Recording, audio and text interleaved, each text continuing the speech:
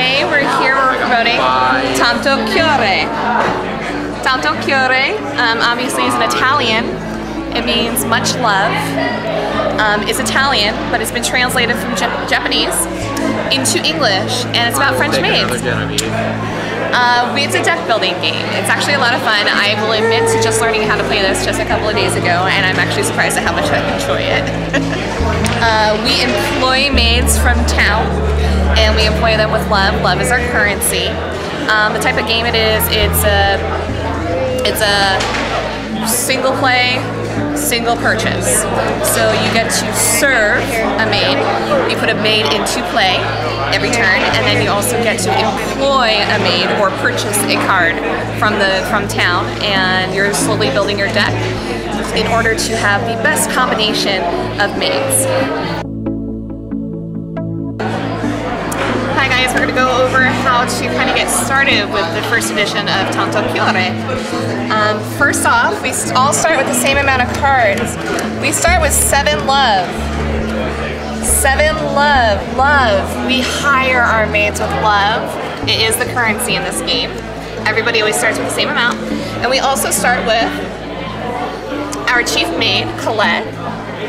Everybody starts off with 3 of her in our hand. So the point behind the game is to be building a house of maids. The idea is to build the best combination of maids possible. The maids interact together. I do have 4 love. I'm going to use that to hire somebody from town. Let's see, I think I'm going to hire Genevieve. Genevieve is a favorite of mine. Genevieve has the ability to let me draw another card, play another maid, and get a bonus love point for my purchase power, so when I go to employ somebody, I get another heart to use. She's really useful when I'm building my deck, but sadly, she has no victory points.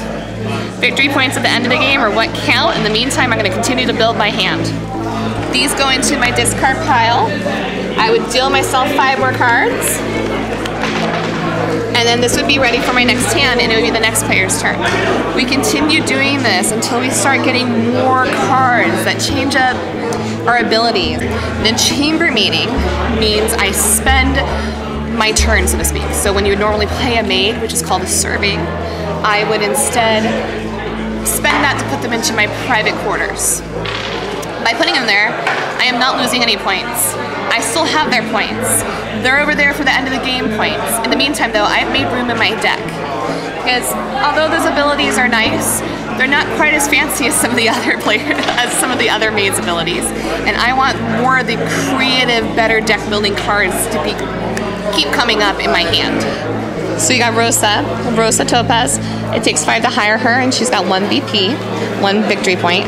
Every time you have, at the beginning of all of your turns, you always get a little bonus, a 1 heart bonus to your love purchase ability, which is pretty awesome. If you've hired her into your chambers, she's always in play.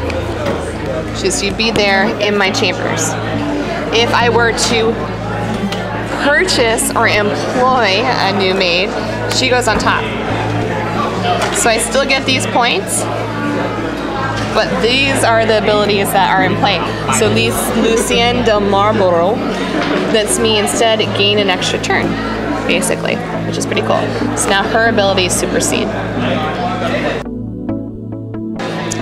Alright, we know when the end of the game is near, because, as you can see over here, we still have 2 private maids available, but our draw pile is out.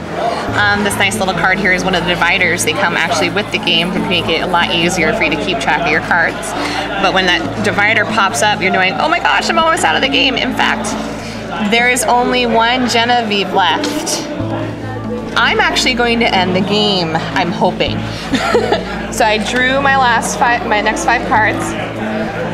Let's see, I got 1, 2, 3, 4 love. I have Genevieve, who's everybody's favorite because I get to play her, I get to draw, and I get to go again. We were talking about some cards going really well together.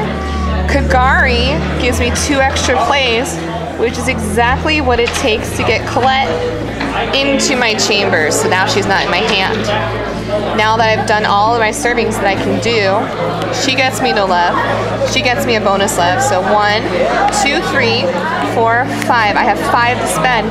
I'm gonna end the game and hire the very last Genevieve.